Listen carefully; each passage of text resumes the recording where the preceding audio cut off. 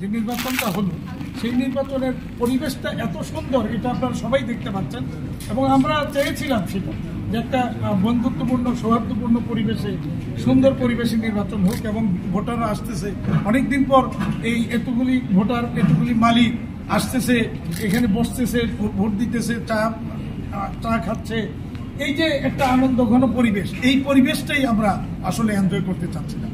এবং আমরা এই জায়গাটাতে সফল, আমরা খুব সুন্দর একটা পরিবেশ এবং ভোটারও খুব উৎসাহ উদ্দীপনা, সবাই কিন্তু আসছে। এরকম না যে 32 জনের আর 35 জনের বিরুদ্ধে 3 জন ক্যান্ডিডেট তো পাশ হয়ে গেছে, ভোট দিয়ে লাভ কি, এরকম কিন্তু কেউ চিন্তা করেনি। আমি তাদের প্রত্যেকের আহ্বান জানিয়েছিলাম যে সারা বছর সারা জীবন আপনাদের জন্য, এই সেক্টরের জন্য আমি পরিশ্রম করেছি। এই প্রথম একবার বছরে একদিন অন্তত আমার পাশে এসে দাঁড়াবেন, একটা ভোট দিবেন, তাইলে বুঝবো যে আপনারা আমার পাশে আছেন, আমরা উৎসাহিত হব।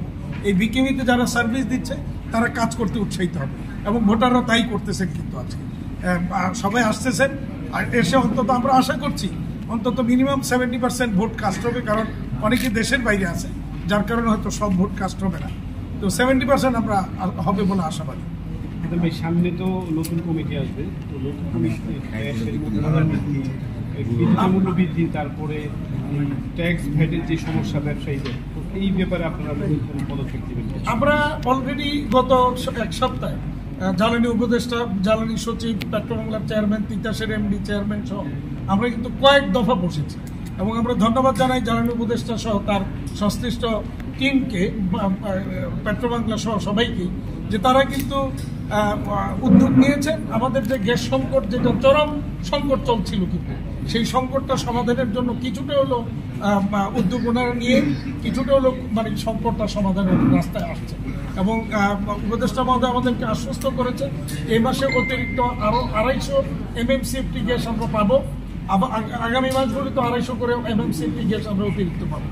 অল্টারনেটিভ আমরা একটা প্রস্তাব দিয়েছি জ্বালানি মন্ত্রণালয়কে, যে ওনারা টাকার না পাওয়ার কারণে, অর্থ মন্ত্রণালয়ের টাকা পাচ্ছেন না বিধায় অতিরিক্ত আরো LNG জাহাজ আমদানি করতে চাচ্ছিলেন, কিন্তু সেটা টাকা পাচ্ছেন না বলে আনতে পারছিলেন। তো আমরা প্রস্তাব দিয়েছি যে আমরা অর্থের যোগানটা আমরা দিব, বাট আমরা হয় টাকাতে অথবা ডলারও আমরা দিতে পারি।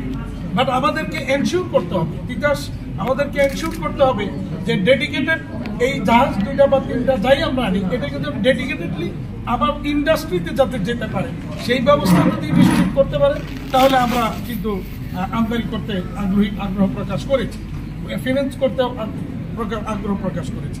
এখন জ্বালানি উপদেষ্টা মহোদয় তিতাস বা পেট্রোবাংলাকে দায়িত্ব দিয়েছেন, এটা কিভাবে এনশিওর করবে এই ব্যাপারটা আমাদের সাথে বসে কথা বলে এই ব্যাপারে প্রয়োজনীয় ব্যবস্থা নিতে। একটা বিষয় হচ্ছে যে নিট খাতটা হচ্ছে গুরুত্বপূর্ণ খাত অর্থনীতিতে বাংলাদেশের। পরিচালনা পরিষদের কিন্তু একটা বিশাল ভূমিকা থাকে এই খাতের উন্নয়নের ক্ষেত্রে। আপনারা ইতিমধ্যে একটা ইশতেহারও দিয়েছেন, প্রথমে কি পরিবর্তন আপনারা দেখেছেন যে, এবং বিগত দিনগুলিতে যদি আমার বক্তব্য আপনারা শুনেছেন নিশ্চয়ই, সেখানে আমাদের সেক্টরের যে সমস্যাগুলি, সংকটগুলি, প্রতিনিয়ত এগুলি নিয়ে আমি কথা বলছি এবং সরকারের সাথে দেননরবার মিটিং সব করছি। কারণ একটা দেশের শিল্প, কলকারখানা, অর্থনীতি সবকিছু ডিপেন্ড করে সরকারের পলিসি, এবং সরকার আমাদেরকে সহায়ক পলিসি দিলে পরে আমরা আমাদের বাকি কাজটুকু, দায়িত্বটুকু আমরা সেটা করব।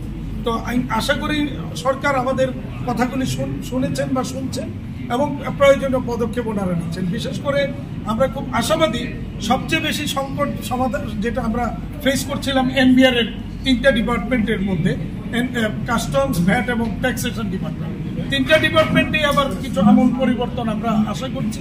NBR এর যিনি নতুন চেয়ারম্যান আব্দুর রহমান খান সাহেব, তিনি অত্যন্ত প্রোঅ্যাক্টিভ এবং পজিটিভ একজন মানুষ।